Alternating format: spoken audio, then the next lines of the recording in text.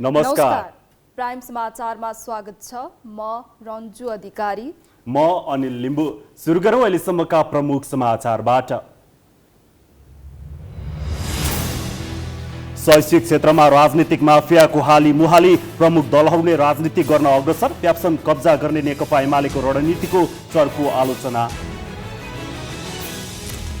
नेताहरू बीचको मतभेदलाई हटाएर मात्रै पार्टीलाई जीवन्त बनाउन सकिने कांग्रेस सभापति देउवाको कथन। यता स्थितिमा अध्यादेश पारित हुने अवस्था नरहेको विश्वकर्माको ज्याकेट।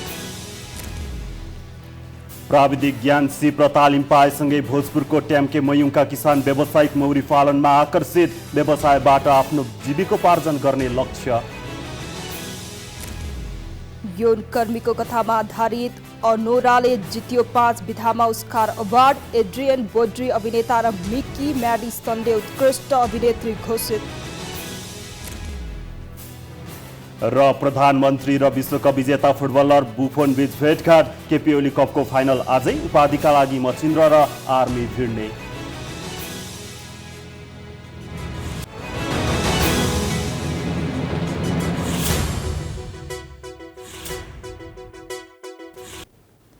प्राइम समाचार अब विस्तारमा। शैक्षिक क्षेत्रलाई सुधार गरेर लाने कि राजनीति गर्न थलो बनाउने, यो प्रश्नले नेपालको शैक्षिक क्षेत्र निरन्तर गाँजिरहेको छ। मिसनको राजनीति सकिएपछि अब सुधार गर्न उचित हुने आवाज उठिरहेका बेला दलहरूले शैक्षिक क्षेत्र पनि छाड्ने मनसाय देखाएका छैनन्। यसको उदाहरण बनेको छ निजी तथा आवासीय विद्यालय अर्गनाइजेसन नेपाल प्याप्सनको 16औं महाधिवेशन। निजी तथा आवासीय विद्यालय अर्गनाइजेसन नेपाल प्याप्सनको 16औं महाधिवेशनका लागि तयारी धमाधम अघि बढेको छ। आउँदो 26 र 27 गते हुने महाधिवेशन मार्फत नयाँ नेतृत्व चयनका लागि फागुन 21 गते उम्मेदवारी दर्ता गर्ने कार्यतालिका छ। यद्यपि नेकपा एमाले लुम्बिनी प्रदेशले उम्मेदवारी दर्ता समेत नभई आफ्नो पार्टीको उम्मेदवारलाई जिताउन सर्कुलर जारी गरेपछि प्याप्सनमा हस्तक्षेप गर्न खोजेको भन्दै चर्को आलोचना हुन थालेको छ। गत फागुन 11 गते नेकपा एमाले लुम्बिनी प्रदेश अध्यक्ष राधाकृष्ण कणेलले एकाएक जिल्ला अध्यक्षहरूलाई पत्र जारी गरे। उनले सो पत्र मार्फत निजी तथा आवासीय विद्यालय अर्गनाइजेसन नेपाल प्याप्सनको आसन्न केन्द्रीय महाधिवेशनमा आफ्नो पार्टीका उम्मेद्वार टीकाराम पुरी नेतृत्वको समूहलाई जिताउनका लागि आग्रह गरेका थिए। प्याप्सनको केन्द्रीय महाधिवेशनमा नयाँ नेतृत्व चयनका लागि उम्मेदवारी समेत दर्ता भएको छैन। तर नेकपा एमालेले भने पत्र नै पठाएर आफ्ना उम्मेद्वार जिताउन सर्कुलर जारी गरेर प्याप्सन कब्जा गर्ने मनस्थिति बनाएको छ। एमालेको यो कदमपछि प्याप्सन जस्तो सबै दलमा आस्था राख्ने विद्यालय सञ्चालकहरूको साझा र स्वतन्त्र संस्थामा नेकपा एमालेले राजनीतिक हस्तक्षेप गर्न खोजेको भन्दै चर्को आलोचना भएको छ। प्याप्सनका अध्यक्ष डीके ढुङ्गानाले भने फरक दलमा आस्था राख्ने संस्थामा राजनीतिक हस्तक्षेप गर्नु गलत भएको व्याख्या गरे। उनले एमाले जस्तो लोकतान्त्रिक पार्टीले प्याप्सन जस्तो संस्थामा राजनीतिक हस्तक्षेप गर्न खोज्नु दुर्भाग्य भएको समेत बताए। त्यसले गर्दा हामी जस्तो जिम्मेवार संस्थाले अथवा हामी जुन प्रकारले चाहिँ काम गरिरहेका छौँ, एउटा शैक्षिक उन्नयन र पेशागत हकितमा हामीले काम गरिरहेका छौँ, शैक्षिक मुद्दामा हामीले काम गरिरहेका छौँ, विद्यार्थीको क्वालिटी इम्प्रुभमेन्टमा हामीले काम गरिरहेका छौँ, स्कुललाई राम्रो बनाउन काम गरिरहेका छौँ। त्यहाँनिर चाहिँ पोलिटिकल पार्टीका विचारहरू हामीले ल्याउनु पर्छ अथवा आउँछन् अथवा पार्टीले भन्नुपर्छ जस्तो मलाई लाग्छ।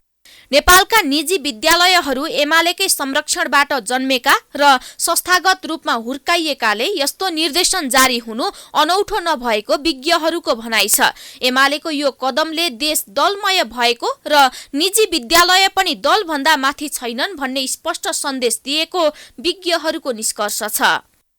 किनभने जतिखेर सरकारले जागिर दिँदैन थियो, पुलिस रिपोर्ट खोज्थ्यो, त्यो बेलामा हामी निजी विद्यालय चलाउनुपर्छ भनेर निर्णय पार्टीगत रूपमा भएको हो।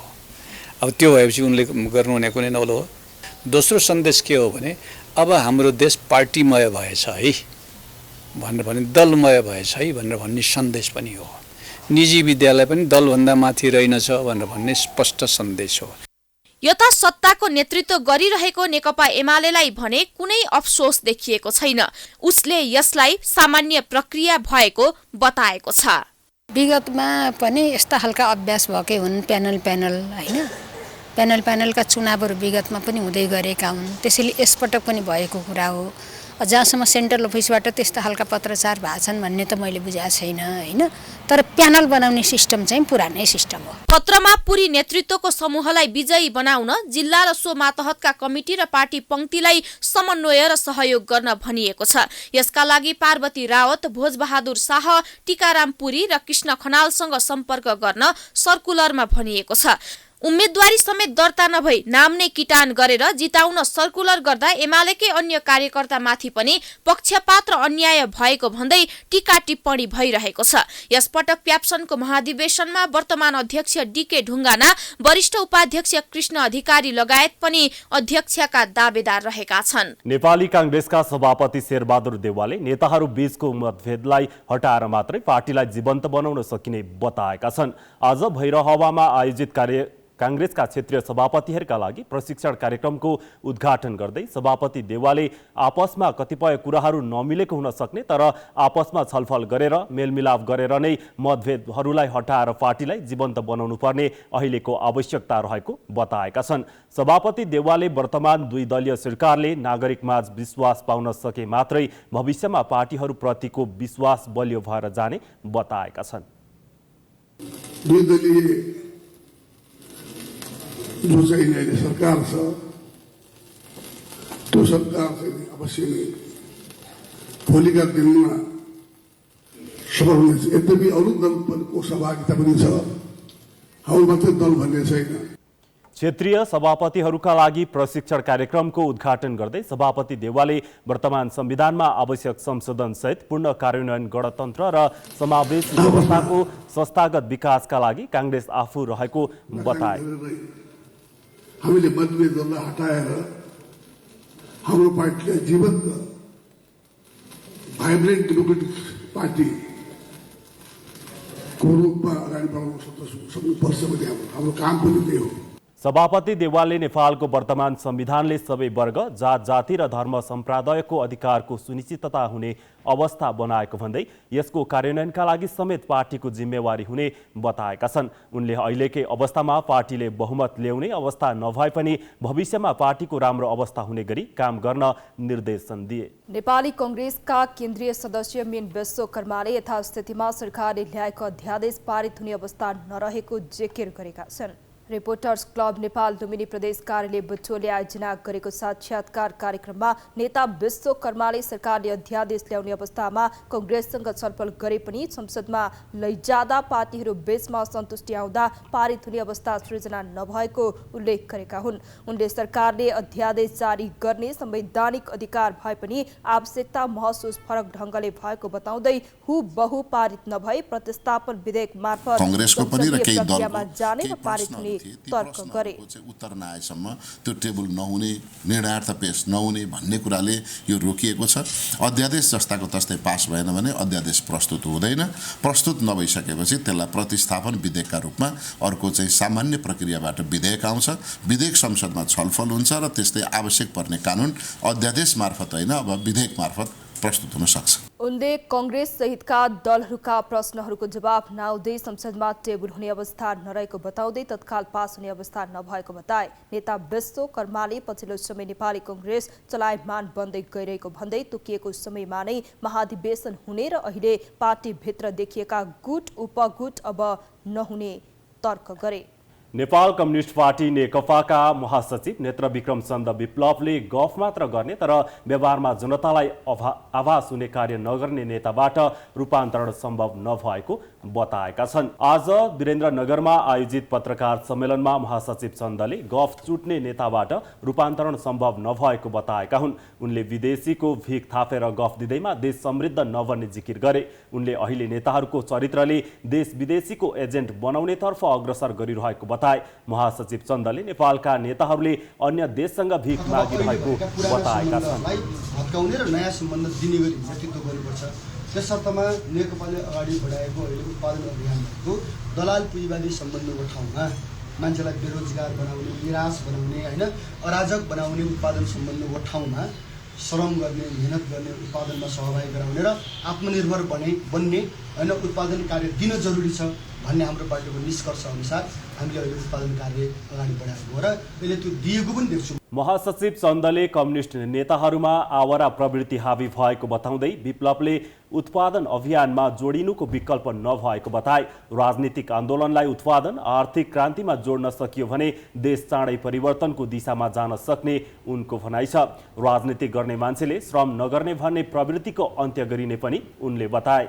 1 महिनादेखि कर्णालीमा रहेका विप्लवले जुम्लामा 700 स्याउका बिरुवा रोप्नुका साथै कालीकोटमा भेडा फार्म उद्घाटन गरिएको जानकारी गराए। यस हिसाबले हामीले एकताको कुरा गरेका छौँ र मलाई लाग्छ एकता हाम्रो मात्रै कुरा होइन, माओवादीको पनि कुरा हो। यो तपाईँको माओवादीको कुरा मात्रै होइन, अरू कम्युनिस्टहरूको पनि हो। हामीले के भनेका छौँ भने नेपाललाई हामीले 52 सालमा फर्काउन पनि सकिन्छ, नेपाललाई हामीले 6 सालमा फर्काउन पनि सकिन्छ। महासचिव चन्दले नेकपा माओवादी केन्द्रसँग एकताको विषयमा अग्रगामी शक्तिहरू एक ठाउँमा बस्नु अहिलेको आवश्यकता रहेको बताए। उनले माओवादीसँगका एकता प्रक्रिया निष्कर्षमा पुगिसकेको बताउँदै एउटा पार्टीसँग मात्र नभई सबै समाजवादी पार्टीहरूसँग एक भएर अघि बढ्नुपर्ने पछिल्लो जेलेन्स्की प्रकरणले पाठ पढाएको उल्लेख गरे। जलवायु परिवर्तनका विषयमा पर्वतीय र तटीय देशले झेल्नु परेका समस्या विश्व समुदाय समक्ष प्रस्तुत गर्ने उद्देश्यले आउँदो जेठ 2 देखि 4 गतेसम्म काठमाडौँमा हुने सगरमाथा संवादको तयारी सुरु भएको छ। संवादको तयारीका लागि गठित व्यवस्थापन समितिको हिजोको पहिलो बैठकले पर्वतीय र तटीय क्षेत्रका अवस्थित देशका राष्ट्र तथा सरकार प्रमुख, जलवायु अनुसन्धानको क्षेत्रमा काम गर्ने विज्ञ, राष्ट्रिय अन्तर्राष्ट्रिय स्तरका निजी क्षेत्रका प्रतिनिधि, विषय विज्ञ तथा समाजमा प्रभाव पार्न सक्ने व्यक्तित्वलाई आमन्त्रण गर्ने निर्णय गरेको छ। परराष्ट्र मन्त्री डाक्टर आर्जु राणा देउवा संयोजकत्वको समितिले संवादका लागि पूर्वाधारको व्यवस्था तथा कार्यक्रमको प्रारूप तयार पारेको संवादका सम्पर्क व्यक्ति वन मन्त्रालयका सहसचिव महेश्वर ढकालले बताएका छन्। समितिले विभिन्न क्षेत्रका 16 जना विज्ञ सम्मिलित विज्ञ समूह गठन गर्ने, परराष्ट्र मन्त्रालयका सहसचिवको संयोजकत्वमा प्रचार प्रसार तथा समन्वय समिति गठन गर्ने निर्णय पनि गरेको छ। बैठकले जलवायु परिवर्तनका प्रभाव घटाउन भएका असल अभ्यासको प्रदर्शनका लागि साझेदार संस्थालाई आग्रह गर्ने निर्णय गरेको छ। यसअघि गएको माघ 27 गते प्रधानमन्त्री केपी शर्मा ओलीको उपस्थितिमा तयारी बैठक सम्पन्न भएको थियो। बैठकले संवाद कार्यक्रममा लागि छिमेकी देश भारत, चीन तथा दक्षिण एसियाली मुलुकका राष्ट्र प्रमुख वा सरकार प्रमुख सहितका विशेष अतिथिका रूपमा आमन्त्रण गर्ने लगायत विषयमा छलफल गरेको थियो। सरकारले जलवायु परिवर्तनका विषयमा विश्वमै नेतृत्व हासिल गर्न तथा जलवायु न्यायका लागि पैरवी गर्न संवाद कार्यक्रम गर्न लागि हो। यो संवाद हरेक 2 वर्षमा आयोजना गर्ने सरकारको निर्णय छ। भोजपुरको टेम्के मयू गाउँपालिका 9 लेखर्कका स्थानीय व्यावसायिक रूपमा मौरी पालन पेसामा आकर्षित भएका छन्। वडा कार्यालयको पहलमा मौरी पालन सम्बन्धी प्रविधिसँगै आधुनिक ज्ञान सिपको तालिम दिएसँगै किसान व्यावसायिक मौरी पालन व्यवसायमा लागेका हुन्। भोजपुरको टेम्के मयुङ 9 लेखर्क मौरी पालनका लागि निकै राम्रो क्षेत्र मानिन्छ। यहाँका अधिकांश किसानले परम्परागत रूपमा मौरी पालन व्यवसाय गर्दै आएका छन्। परम्परागत रूपमा मौरी पालन गरिरहेका किसान मौरी पालन सम्बन्धी आधुनिक ज्ञान सिप पाएपछि खुसी भएका छन्। वडा कार्यालयको पहलमा घरेलु तथा साना उद्योग कार्यालयले 21 दिने तालिम दिएपछि किसान उत्साहित भएका छन्। तालिमपछि अहिले स्थानीय व्यवसायी मौरी पालन पेसामा आबद्ध भएका छन्। पहिलाको परम्परा भन्दा यसमा चाहिँ अलिकति केही न केही राम्रो हुने रहेछ। आधुनिक घरमै बनाउनु पर्ने रहेछ। अब डुडे घरबाट चाहिँ हामीले काट्दा पनि त्यसको बच्चाहरू चाहिँ अब सबै निक्लिएर मर्ने, अनि त्यसले गर्दा अलिकति अगाडि फस्टाउन नसकिने रहेछ। त्यसरी हामीले आधुनिक घरमा राखेर त्यसको हेरचाह समयमा अब खानपिन अनि समय जाडो गर्मी अब हेरेर त्यसको रेखदेख गर्नुपर्ने रहेछ भन्ने कुरो चाहिँ प्रष्ट भयो। अब हाम्रो चेत आयो। अब हामी आधुनिक घरमा राख्छौँ, धेरै मौरी पाल्छौँ र सबैलाई पुगेसम्म दिन्छौँ पनि, आफू पनि खान्छौँ, बच्चाहरूलाई पनि हुने, बुढाबुढीलाई पनि हुने, सबैलाई काम दिने जिनिस रहेछ। मौरीलाई चाहिँ हामीले कुन समयमा कसरी खानादाना दिने र कुन समयमा चरीचरणको व्यवस्थापन गर्नुपर्नेदेखि लिएर चिसोमा कसरी उसलाई जोगाउने, तातोमा कसरी उसलाई स्याहार सुसार गर्नुपर्नेदेखि लिएर हामीले कृत्रिम रानाहरू उत्पादन गर्नुपर्ने लगायतका सम्पूर्ण कुराहरू, विविध कुराहरू सिकेका छौँ। त्यस्तै त्यस क्षेत्रका अधिकांश किसानले परम्परागत रूपमा मौरी पालन गरिरहेकोले उनीहरूलाई आधुनिक मौरी पालनमा जोड्न आवश्यक काम गरिरहेको वडाले जनाएको छ। लेखर्कमा मौरी पालनको राम्रो सम्भावना रहेकोले किसानलाई प्रोत्साहन गरेर यो व्यवसायमा लाग्न आवश्यक सहयोग गरिरहेको वडा कार्यालयले जनाएको छ। लेखर्कलाई मौरी पालनको स्रोत केन्द्रको रूपमा विकास गर्ने लक्ष्यका साथ काम गरिरहेको वडा अध्यक्ष नवराज माङपाहाङको भनाइ छ। परम्परागत रूपमा पनि यहाँ प्रत्येक घर जस्तोले 1-2 घार त मौरी पालेकै छ, मुडे घार खोपामा। र अहिले चाहिँ हामीले यसलाई आधुनिकता दिनको लागि, यसलाई व्यावसायिकरणको लागि, मौरी पालनबाट पनि जीविकोपार्जन गर्नु सकिन्छ है भन्नको लागि टेम्के मयुङको नाउँलाई चाहिँ एउटा मौरी पालनको हबको रूपमा अथवा एउटा स्रोत केन्द्रको रूपमा विकास गर्न सकिन्छ कि भनेर यो स्तरोन्नति तालिममा सहभागी गराइरहेको छौँ। मौरी पालक किसानलाई लक्षित गरी सञ्चालन गरिएको तालिममा मौरीको आधुनिक घार निर्माण, माटे घर निर्माण, कृत्रिम रानी बनाउने, एक घारबाट अर्को घारमा मौरी स्थानान्तरण गर्ने, चिसो र झरीको मौसममा मौरीलाई कसरी बचाउने लगायत प्राविधिक ज्ञान प्रदान गरिएको थियो। ध्यान दिनुपर्ने चाहिँ हामीले होल निर्माणका यहाँ छुटिएर धेरै नै गइसकेको उसमा ग्राफिक विधिबाट चाहिँ गरिसकेपछि अब होल निर्माण हुने समस्या समाधानमा बढी इन्गेज भयो भने अनि हामीले त्यसका रोगको बारेमा छुट्टै, शत्रुको बारेमा छुट्टै, चरणको बारेमा छुट्टै, त्यसपछि गएर हामीले मौरीलाई एक ठाउँबाट को व्यवस्थापन, उसलाई चाहिँ मौरीको 12 महिना गर्नुपर्ने व्यवस्थापन का बारेमा चाहिँ हामीले निहित भएका छौँ। दोस्रो चरणमा सञ्चालन भएको तालिममा 20 जना अगुवा किसानको सहभागिता रहेको थियो। लेखर्कका करिब 250 बढी किसानले मौरी पालन व्यवसाय गर्दै आएको स्थानीय तहले जनाएको छ। मौरी पालन व्यवसायबाट आफ्नो जीविकोपार्जन गर्ने लक्ष्य अनुरूप किसान मौरी पालन व्यवसायमा उत्साहित भएका छन्। लुम्बिनी प्रदेशका मुख्यमन्त्री चेतनारायण आचार्यले निजी अस्पताल तथा स्वास्थ्य संस्थाहरूलाई सरकारद्वारा निर्धारण गरिएका नीति, नियम र मापदण्डहरूको पूर्ण रूपमा पालना गरेर सेवा प्रवाह गर्न निर्देशन दिएका छन्।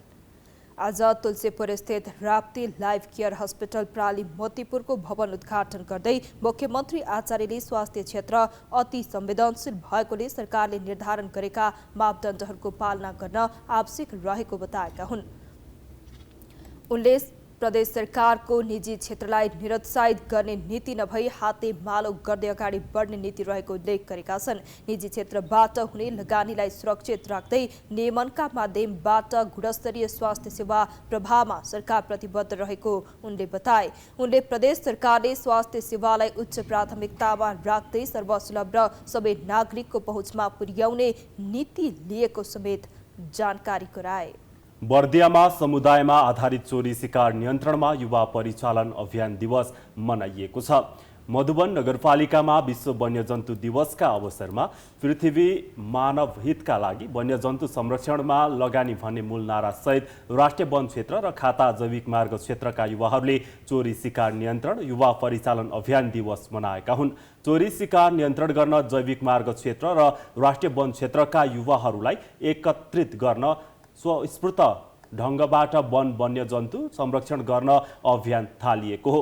राष्ट्रिय वन क्षेत्र र जैविक मार्ग क्षेत्र वन वन्यजन्तु संरक्षण अभियानमा जुटेको 16 वर्ष पुगेको अवसरमा फागुन 19 गते मधुवन नगरपालिकामा समुदायमा आधारित चोरी शिकार दिवस मनाइएको हो। डिभिजन वन कार्यालय बर्दियाको सहकार्य तराई भूपरिधि कार्यक्रम कोहलपुर बाँकेको आर्थिक सहयोग र समन्वय समिति खाता खैरी बसन्ता र हात्ती मेरो साथी अभियानको आयोजनामा दिवस मनाइएको हो। समुदायमा आधारित चोरी शिकार नियन्त्रण युवा परिचालन अभियान समूह नेपाल प्रहरी, सशस्त्र प्रहरी बल र स्थानीय सरकारको हातेमालोमा मनाउन थालिएको हो।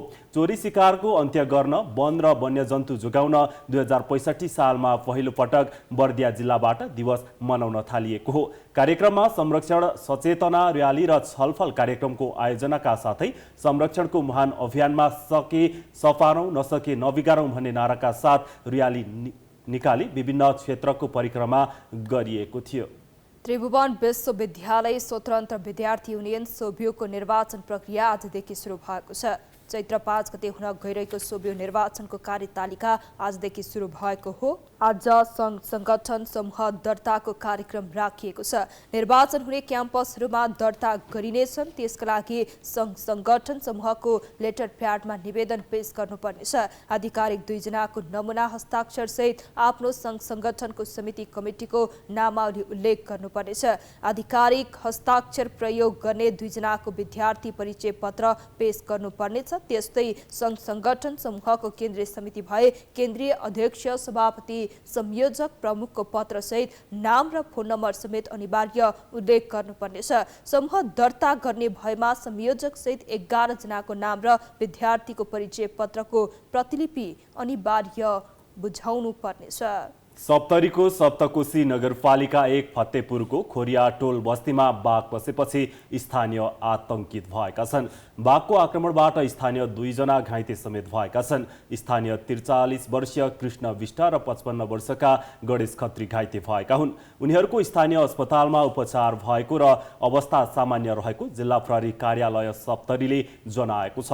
स्थानीयका अनुसार आज बिहान 7 बजेतिर बस्तीमा बाघ पसेको हो। बाघ बस्तीमा पसेको जानकारी पाए लगतै फतेपुरको प्रहरी टोली र कोशी टप्पु वन्यजन्तु आरक्षकको टोली बस्तीमा परिचालित भएको थियो। बाघ कोशी टप्पु वन्यजन्तु आरक्षणबाट नै बस्तीमा आएको अनुमान गरिएको छ। उक्त बाघलाई जंगल क्षेत्रमै फर्काउने प्रयास प्रहरीले गरेको छ। नेपाल वायुसेवा निगम अर्थात् नेपाल एयरलाइन्सका जहाजहरू निरन्तर ग्राउन्डेड हुने समस्या हटेको छैन। यसले गर्दा एकातिर निगमलाई ठूलो घाटा लाग्दै आएको छ भने अर्कोतिर नेपाल एयरलाइन्सले आम यात्रुबाट विश्वास पनि गुमाउँदै गएको छ। पछिल्लो समय निगमको 4 जहाज मध्ये 3वटा जहाज एकैसाथ ग्राउन्डेड हुँदा मुलुकको इज्जतमा फेरि एकपटक आघात मात्र पुगेन। नेपाल एयरलाइन्स प्रयोग गर्ने यात्रुहरू पनि निराश बने। आखिरी निरन्तर ग्राउन्डेड हुने समस्या के हो त? झण्डै 1 सातासम्म नेपाल वायुसेवा निगमका 4वटा जहाज मध्ये 3वटा जहाज एकैसाथ ग्राउन्डेड भयो। यो अवधिमा 2000 भन्दा बढी यात्रु अलपत्र भए। निगमलाई दैनिक 4 करोडदेखि 5 करोडको हाराहारीमा नोक्सानी भयो। कुरा यतिमा मात्रै सीमित रहेन, नेपालले अन्तर्राष्ट्रिय रूपमै बदनामी बेहोर्नु पर्यो। अलपत्र परेका यात्रुलाई बस्ने व्यवस्थादेखि अत्यन्त महँगो टिकटमा अन्य एयरलाइन्सबाट यात्रु पठाइयो। झण्डै 1 साता भन्दा लामो समय ग्राउन्डेड भएको जहाज बल्ल नियमित उडान भर्ने तयारी गरेको नेपाल एयरलाइन्सले विज्ञप्ति मार्फत जनाएको छ। नेपालका लागि यसरी हप्तौं वा महिनौसम्म जहाज ग्राउन्डेड हुनु नौलो कुरा होइन। जहाजको विभिन्न पार्ट पूर्जामा खराबी आएको र उक्त सामान अन्य देशबाट ल्याएर मर्मत गर्नुपर्ने भएको कारण ढिला हुने भएको निगमको स्पष्टीकरण भए पनि 365 दिनमा 250 दिनभन्दा बढी समय जहाज ग्राउन्डेड बनाउने र कमिसन खार्ने परिपाटी बढ्दै गएको निगमका पूर्व महानिर्देशक एवं वरिष्ठ क्याप्टेन केपी लिम्बू बताउँछन्। तपाईको चाहिँ भूमिस्थ गरेपछि के भने एयरक्राफ्ट अन ग्राउन्ड भन्ने एउटा चाहिँ त्यो विधिमा पाटपुर्जा मगाइन्छ। जस्तो $100 पर्छ भने जहाज जब भूमिस्थ हुन्छ $200 ल्यायो भने पनि त्यसलाई खास तपाईको चाहिँ किन त्यो जहाज भूमिस्थ भएको हुनाले त्यसलाई चाँडै उडाउनु पर्ने हुनाले यसबारेमा प्रश्नवाचक गरिँदैन। तर 365 दिनमा 250 दिन चाहिँ जहाज भूमिस्थ गर्ने अनि जहाज उडाउने संस्था चाहिँ ट्राभल एजेन्सी जस्तो कमिसन खाएर बस्ने हैन। खालि त्यो रिरुटिङ र होटलमा चाहिँ प्यासेन्जर अलपत्र परेको प्यासेन्जरलाई होटलमा राख्ने अनि त्यसबाट आएको कमिसन खाने। यसो त नेपाल वायुसेवा निगम ऋणमा तुर्लुम्म डुबेको छ। निगमले तिर्नुपर्ने ऋण मात्रै झण्डै 60 अर्बको हाराहारीमा छ। यस्तो अवस्थामा पटक पटक जहाजहरू ग्राउन्डेड हुँदा पनि कुनै निकायलाई चासो र चिन्ता भने पटक्कै देखिएको छैन। यसपटक भएका 4वटा जहाज मध्ये 3वटा जहाज एकैपटक ग्राउन्डेड हुँदा एउटा जहाज बराबर प्रतिदिन 10 करोडदेखि 15 करोड नोक्सानी हुने गरेको छ। दिनको तपाईको 2 करोडदेखि 4 करोड घाटा भइरहेछ कम्तीमा। तपाईको यो मैले रिरुटिङ गर्दाखेरि होटल व्यवस्थापन गर्दाखेरि 2-3 करोड छ। अन्य घाटा तपाईको त्यो हिसाब किताब गरेर साध्य छैन। तपाईको नेपालको साख है त्यो जनताको एयरलाइन हो। नेपालको साख तपाईले पैसासँग कसरी त्यसलाई चाहिँ इक्विभ्यालेन्ट गर्ने, कसरी दाँच्ने तपाईँको नेपालको साख गइरहेछ होइन, एयरलाइनको साख अन्तर्राष्ट्रिय बेइज्जती भइरहेछ, देशको अन्तर्राष्ट्रिय बेइज्जती भइरहेछ, त्यसलाई पैसासँग कसरी दाँच्ने?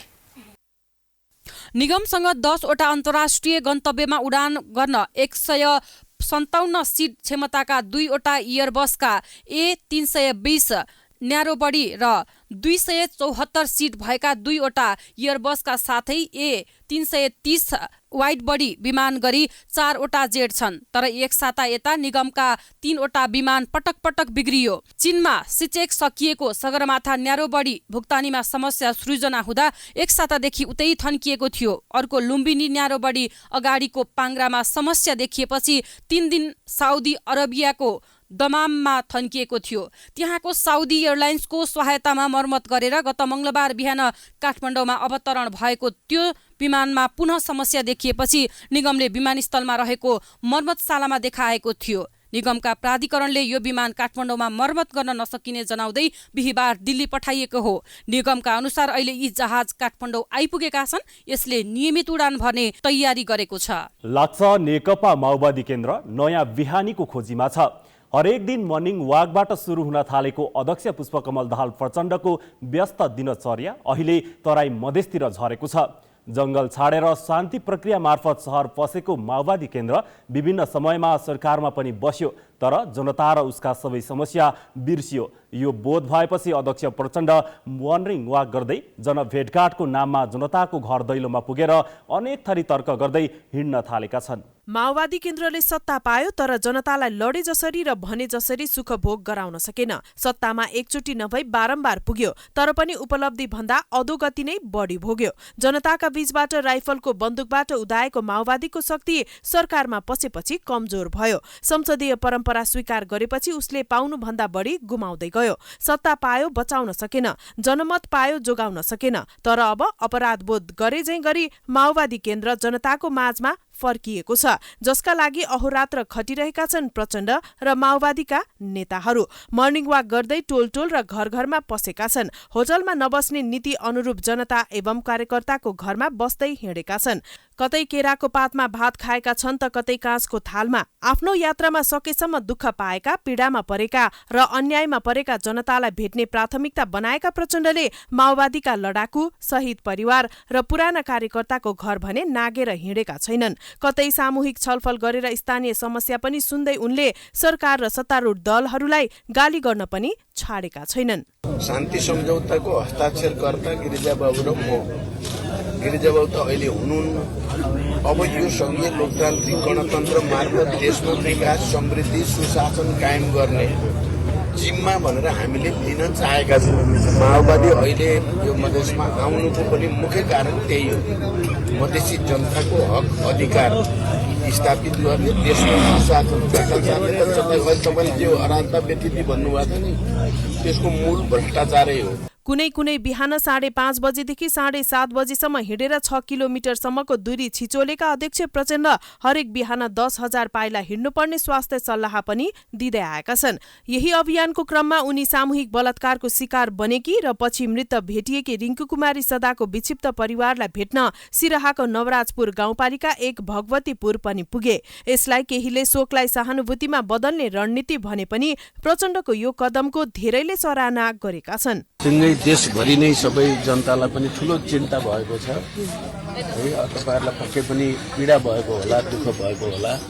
हामी तपाईँहरूको दुःखमा हामी साथमा छौँ भनेर भेट्न आएका। तपाईँहरूलाई अब न्याय दिलाउनको लागि हामी सबैतिर सङ्घर्ष गर्छौँ। यो तपाईँहरूलाई न्याय दिलाउन हाम्रो पार्टी हामी सबै लाग्छौँ। बिहानी हिँडाइको चालबाट पनि प्रश्न हुन्छ। अध्यक्ष प्रचण्ड अझै पनि फुर्तिला र सक्रिय एवं स्वस्थ पनि छन्। अन्य शीर्ष नेताको तुलनामा शारीरिक रूपमा योग्य देखिएका प्रचण्डको यो शैलीको अहिले राजनीतिक बजारमा ठूलै चर्चा छ।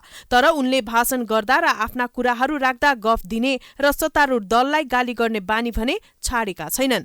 तर आइतबार बिहान धनुषाको कमला नगरपालिकामा गरेको मर्निङ वाक र जनभेटघाटमा भने उनले मधेस केन्द्रित दल र तिनका नेताहरूको विश्वास नै नगर्न स्थानीयलाई आग्रह गरे।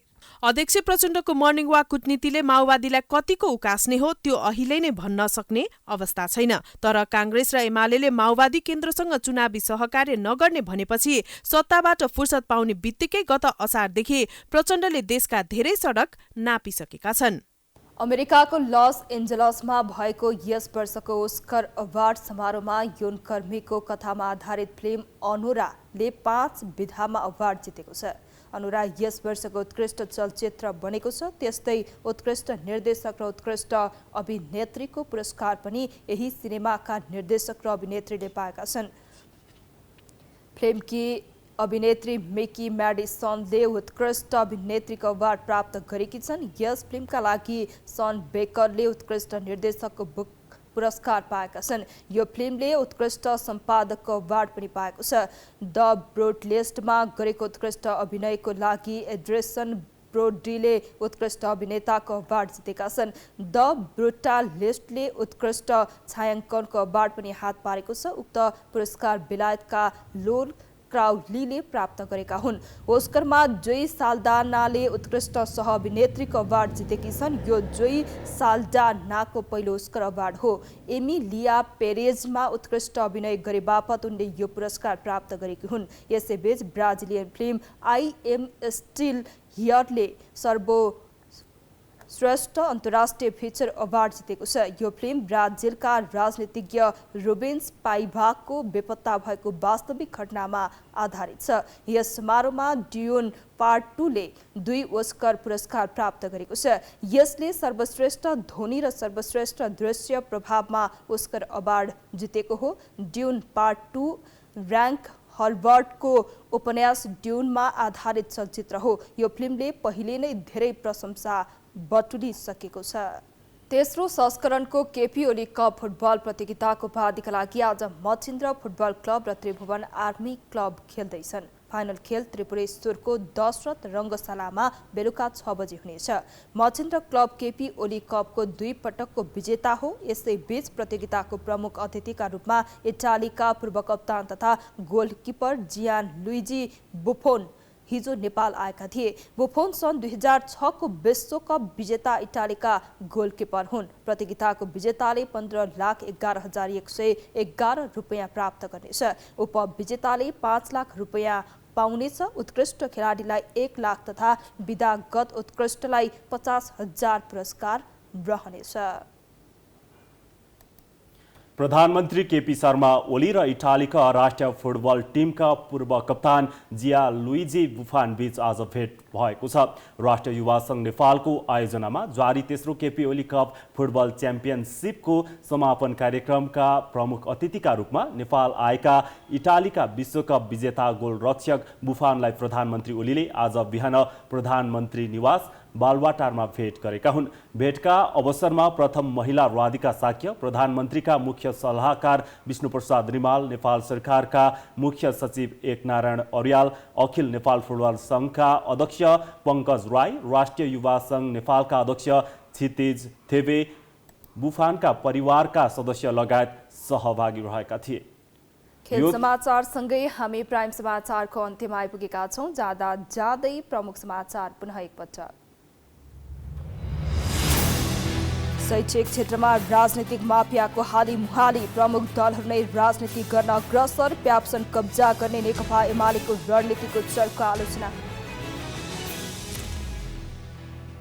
नेताहरूबीचको मतभेदलाई हटाएर मात्रै पार्टीलाई जीवन्त बनाउन सकिने कांग्रेस सभापति देउवाको कथन। यथास्थितिमा अध्यादेश पारित हुने अवस्था नरहेको विश्वकर्माको जिकिर।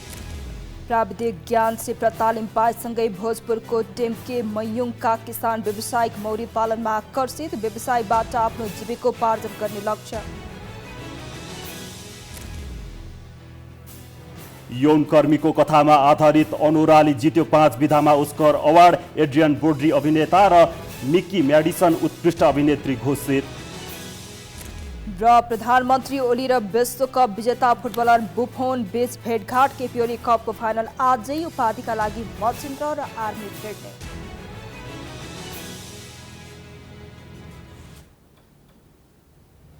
प्राइम समाचार अहिलेलाई सकियो। हेर्दै गर्नुहोला प्राइम DST।